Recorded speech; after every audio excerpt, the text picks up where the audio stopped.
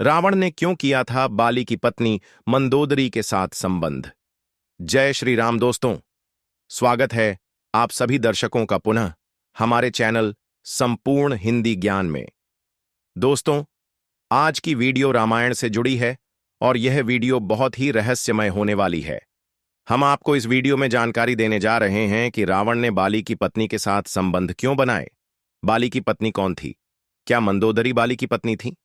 आप तो यही जानते हैं कि मंदोदरी रावण की पत्नी थी, लेकिन फिर वह बाली की पत्नी कैसे हो सकती हैं? जब मंदोदरी बाली की पत्नी थीं, तो रावण ने उनका हरण कैसे किया और उन्हें अपनी पत्नी कैसे बना लिया और फिर उनके साथ संबंध कैसे बनाए? इसी विषय पर हम इस वीडियो में चर्चा करेंगे। इसीलिए यदि आप इस रहस्यमय प्रसंग की पूरी जानकारी चाहते हैं, तो वीडियो को शुरू से अंत तक देखें और हमारे चैनल पर जुड़े रहें। क्या मंदोदरी बाली की पत्नी थी या रावण की? यानी मंदोदरी बाली की पत्नी थी या रावण की? इसकी पूरी जानकारी आपको तभी प्राप्त हो पाएगी। तो चलिए दोस्तों, शुरू करते हैं यह रहस्यमय प्रसंग। प्रिय दर्शकों, बात उस समय की है जब बाली भगवान विष्णु के वरदानी भक्त थे। उन्हें कई वरदान प्राप्त थे। भगवान विष्णु ने उन्हें वरदान दिया था कि उनकी शक्ति के सामने कोई टिक नहीं पाएगा। जो भी उनसे युद्ध करेगा, उसकी शक्ति कमजोर होकर बाली के अंदर समा जाएगी। मित्रों, बाली की वरदानी शक्ति दिन प्रतिदिन बढ़ती जा रही थी। इसका प्रमुख कारण उनकी तपस्या और पूजा पाठ था। बाली हर दिन सुबह शाम आर्षियों की तरह संध्या वंदन करते थे। जब तक वे संध्या वंदन नहीं कर लेते थे, तब तक उनका दिन प्रारंभ नहीं होता था। बाली जब भी किसी शत्रु का वध करते, तो उसके पाप निवारण के लिए अवश्य तपस्या करते थे। एक दिन की बात है, महाराज बाली गहरी तपस्या में लीन थे। उधर रावण, जो ब्रह्मा और शिव का वरदानी था, तीनों लोकों में युद्ध कर रहा था। जहां भी जाता, अपने बल और पराक्रम से सभी को पराजित कर देता। धीरे धीरे पाताल, आकाश और अंतरिक्ष को जीतने के बाद वह पृथ्वी के समस्त राजाओं से युद्ध करने लगा और सभी को अपने अधीन कर लिया। इसी उद्देश्य से वह किष्किंधा पहुंचा और बाली को युद्ध के लिए ललकारने लगा। परंतु उस समय बाली तपस्या में लीन थे। रावण बार बार जाकर बाली का ध्यान भंग करने की कोशिश करने लगा। यह देख बाली क्रोधित हो गए और उन्होंने रावण को पकड़कर अपनी बगल में दबा लिया। 6 महीने तक रावण कुछ नहीं कर सका। वह बाली की बगल में दबा रहा और बाहर निकलने में असमर्थ था। जब बाली की तपस्या समाप्त हुई, तब उन्होंने रावण को बाहर निकाला और पूछा, युद्ध की मांग कर रहे थे, क्या अब भी लड़ने की इच्छा है? परंतु रावण ने तुरंत हार मान ली और कहा, मुझे क्षमा करें, मैं आपकी शक्ति को समझ चुका हूं। युद्ध से पहले ही मेरी हार हो चुकी है। इसके बाद रावण ने दुश्मनी की गांठ बांध ली और मन ही मन ठान लिया कि जब भी मौका मिलेगा, वह बाली से इसका बदला अवश्य लेगा। बाली ने इस पर कुछ नहीं कहा, लेकिन अपने विचारों में इसे स्थान दे दिया। दोस्तों, इसी तरह समय बीतता गया और 1 वर्ष बीत गया। फिर बाली ने अपने प्रिय भ्राता सुग्रीव को राज्य की जिम्मेदारी सौंप दी और स्वयं तपस्या के लिए निकल गए। उधर सुग्रीव अपने भाई के प्रति अत्यधिक प्रेम रखता था, इसलिए वह अधिकतर समय बाली के आसपास ही व्यतीत करता। लेकिन तभी रावण को गुप्त सूचना मिली, जिसके बाद उसने एक आर्षी का भेष धारण किया और किष्किंधा में प्रवेश कर गया। रावण ने आर्षी का भेष धारण किया और किष्किंधा की ओर चल पड़ा। उधर बाली का आदेश था कि यदि कोई आर्षी उनके राज्य में प्रवेश करे, तो उसकी आज्ञा को ईश्वर की आज्ञा मानकर सेवा की जाए। जब राज्य में अर्षि के आगमन की सूचना मिली, तो महारानी मंदोदरी अपनी देवरानी तारा के साथ स्वयं उनकी सेवा करने के लिए उपस्थित हुईं। उन्हें यह ध्यात नहीं था कि यह कोई आर्षि नहीं, बल्कि रावण स्वयं था। मौका पाकर रावण ने दोनों को पकड़ लिया और अपने विमान में डालकर उनका हरण कर लिया। इसके बाद वह लंका की ओर चल पड़ा। मित्रों, मंदोदरी और तारा दोनों सगी बहनें थीं। आगे आने वाली कथा में मैं आपको बताऊंगा कि इनका विवाह क्रमशः बाली और सुग्रीव से हुआ था, लेकिन रावण ने चालाकी से मौका पाकर उनका हरण कर लिया। उस समय मंदोदरी और तारा दोनों गर्भवती थीं और संतान को जन्म देने वाली थीं। मंदोदरी एक अत्यंत बुद्धिमान स्त्री थीं। उन्होंने सबसे पहले अपनी देवरानी तारा को बचाने के लिए एक युक्ति सोची। वह रावण से बोली, हे राक्षस, आप राक्षसों के राजा हैं। आपकी वीरता और बल की प्रशंसा हमने बहुत सुनी थी। यदि आप हमारे पति के सामने युद्ध करके हमें जीतते तो आपकी वीरता कहलाती। लेकिन रावण मंदोदरी की बात सुनकर मुस्कुराया और बोला, हे मंदोदरी, मेरे दूतों ने तुम्हारी अपूर्व सुंदरता की बहुत प्रशंसा की थी। मैं तुम्हारी सुंदरता को अपनी आंखों से देखना चाहता था, इसलिए तुम्हें यहां लाया हूं। रावण ने मंदोदरी की ओर देखकर कहा, जब मैं तुम्हारे पास आया और तुम्हारी सुंदरता को देखा तो मैं तुम्हारे रूप पर मोहित हो गया। मैं तुम्हें अपनाना चाहता था, इसलिए मैंने तुम्हारा हरण किया है। फिर वह आगे बोला, बाली तो अत्यंत बलवान है। उसे यह वरदान प्राप्त है कि जो भी उससे युद्ध करेगा उसकी शक्ति क्षीण होकर बाली में समा जाएगी। मैं जानता हूं कि मैं बाली से युद्ध में विजयी नहीं हो सकता, इसलिए मैंने छल से तुम्हें अपने साथ लाने का निर्णय लिया।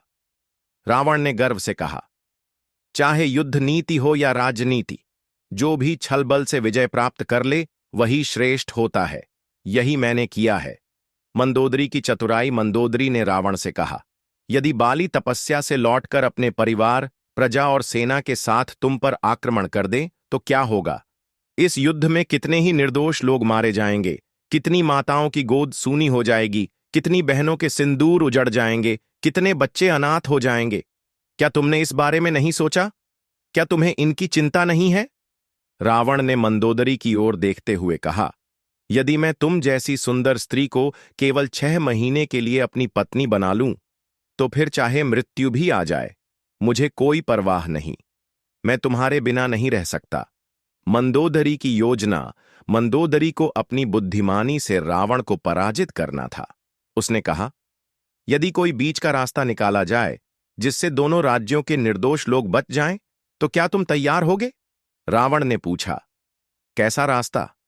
मंदोदरी ने कहा, मैं तुम्हारे साथ चलूंगी, लेकिन मेरी देवरानी तारा को किष्किंधा छोड़ना होगा। रावण ने यह शर्त मान ली और किष्किंधा लौटकर तारा को वहीं उतार दिया। इसके बाद रावण मंदोदरी को लेकर पुनः लंका की ओर चल पड़ा। रास्ते में मंदोदरी ने रावण से कहा, मैंने सुना है कि तुम्हारी गर्जना इतनी भयानक है कि उसे सुनकर महिलाओं और पशुओं के गर्भ गिर जाते हैं। क्या यह सच है? रावण ने गर्व से उत्तर दिया, हां, यह सत्य है। मंदोदरी ने विनम्रता से कहा, मैं तुम्हारी गर्जना सुनना चाहती हूं। रावण ने पूरे बल से गर्जना की, जिससे संपूर्ण ब्रह्मांड गुंजायमान हो उठा। उसकी भयंकर गर्जना से मंदोदरी का गर्भ गिर गया और समय से पहले ही उनके पुत्र का जन्म हो गया।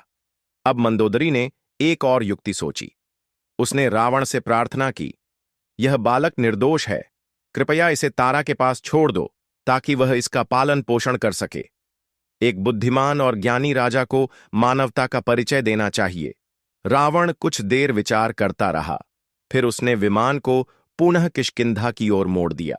जब वे किष्किंधा पहुंचे तो मंदोदरी ने अपने पुत्र को तारा को सौंपते हुए कहा, मैं अपना अंग तुम्हें सौंप रही हूं, इसे अपना पुत्र मानो। आज से तुम इसकी माता होगी।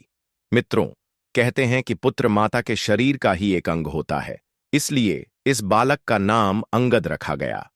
मंदोदरी का त्याग और बाली का लंका आगमन।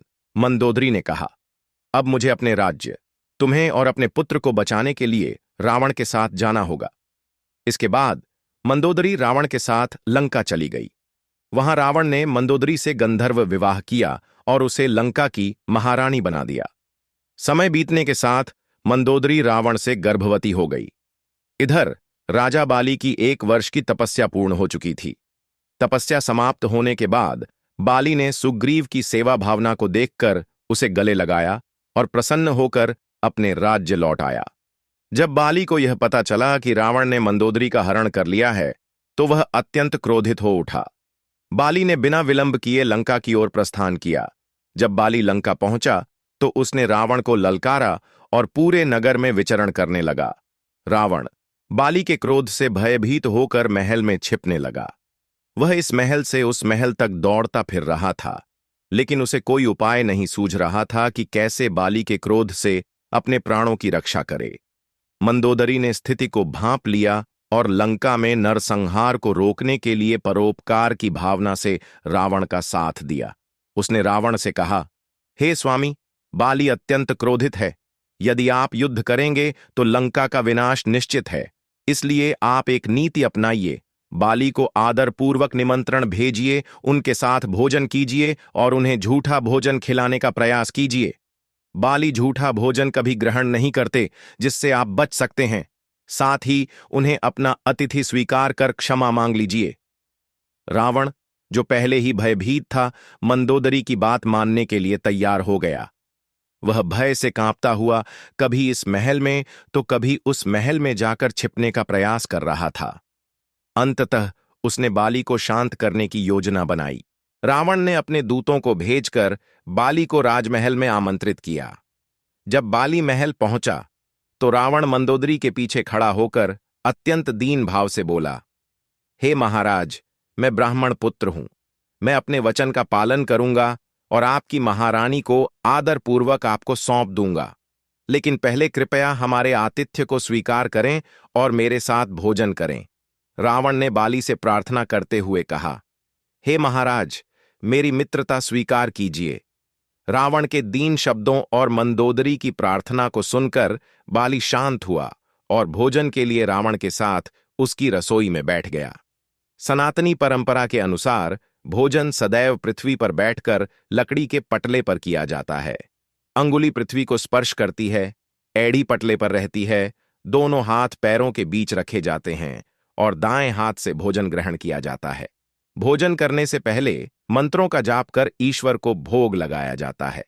बाली ने भी भोजन मंत्र का जाप कर भोग अर्पित किया और फिर आंखें बंद कर भोजन समर्पित करने लगा। रावण, जो पहले से भयभीत था, भोजन करते समय अपनी थाली से एक ग्रास खाकर दूसरा ग्रास उसमें डाल दिया और फिर बाली की थाली से अदला बदली कर दी। मंदोदरी को झांत था कि बाली कभी किसी का झूठा भोजन ग्रहण नहीं करता, इसलिए उसने रावण से ऐसा करने के लिए कहा था। जब बाली ने यह देखा तो वह अत्यंत क्रोधित हो गया। उसने इतनी भयंकर गर्जना की कि मंदोदरी सहित 92,000 राक्षसों के गर्भ गिर गए। चारों ओर हाहाकार मच गया। रावण अपनी मृत्यु को निकट जानकर फिर से मंदोदरी के पीछे छिप गया। मंदोदरी ने अपने गर्भ की पीड़ा सहते हुए पुनः हाथ जोड़कर बाली से कहा, हे महात्मा, हे वैष्णव, हे बलशाली राजा, यह रावण आपके सामने तुच्छ प्राणी है, किंतु यह आर्षि विश्रवा का पुत्र भी है। आप तो आर्षियों के रक्षक हैं, फिर एक आर्षि पुत्र का वध कैसे कर सकते हैं? इसके अपराध को क्षमा कर दीजिए, यह एक ब्राह्मण भी है। मंदोदरी की प्रार्थना और बाली का उत्तर, अब मैं आपके योग्य नहीं रही। मैं आपके साथ रहने लायक नहीं हूं। यह रावण पहले ही मेरे साथ सब कुछ कर चुका है। मैं इसके द्वारा गर्भवती हो चुकी हूं और आपकी गर्जना के कारण रक्तस्राव हो गया है। जल्द ही इसकी संतान जन्म लेने वाली है। बाली का क्रोध कुछ शांत हुआ, परंतु उसने कहा, इसने अपनी गर्जना से हमारे पुत्र अंगद को समय से पहले जन्म लेने पर विवश किया, जिससे वह शारीरिक रूप से दुर्बल हुआ। अतः आज लंका की कोई भी गर्भवती स्त्री अपने गर्भ को रोक नहीं पाएगी। इसके बाद बाली ने पुनः एक भयंकर गर्जना की, जिससे लंका की समस्त गर्भवती स्त्रियों का गर्भ गिर गया। मंदोदरी ने रावण को बचाने के लिए एक बार फिर बाली से प्रार्थना की। इस पर बाली ने उसकी बात को स्वीकार किया और रावण को जीवन दान दे दिया। यदि मंदोदरी न होती तो बाली रावण का वध कर देता। इसके बाद बाली अपने राज्य की ओर लौट गया और रावण ने किष्किंधा की ओर मुंह करना तक बंद कर दिया। वह बाली के भय से वहां देखने का साहस भी नहीं कर सका। कुछ समय बाद रावण और मंदोदरी का पुत्र जन्मा। वह गर्भ के 7वें महीने में उत्पन्न हुआ, जो अशुभ माना जाता है। आचार्यों के अनुसार ऐसे जन्म से पिता की मृत्यु का योग बनता है। रावण ने इस शाप से बचने के लिए आचार्यों से उपाय पूछा। उन्हें सलाह दी गई कि 72,000 नवजात शिशुओं को नदी में प्रवाहित कर दिया जाए। रावण ने वैसा ही किया। सभी शिशु एक वट वृक्ष बरगद के पेड़ के पास बहते हुए पहुंच गए और वहीं उसका दूध पीकर बड़े होने लगे। इस कथा का अगला भाग मैं आपको अगली वीडियो में सुनाऊंगा। मित्रों, इस प्रकार रावण ने राजा बाली की पत्नी मंदोदरी के साथ संभोग किया और उसका हरण किया। अगर इस प्रसंग को लेकर आपके मन में कोई शंका है तो कृपया कमेंट बॉक्स में अपनी कीमती राय दें। यदि आपके पास इस कथा से संबंधित कोई अन्य जानकारी हो तो उसे भी कमेंट बॉक्स में साझा करें ताकि हमें इस विषय में अधिक जानकारी मिल सके। आपका समय देने के लिए बहुत बहुत धन्यवाद। अगली वीडियो में फिर मिलेंगे एक नई कथा और चर्चा के साथ। जय श्री कृष्णा, जय श्री राम, रेड फ्लैग।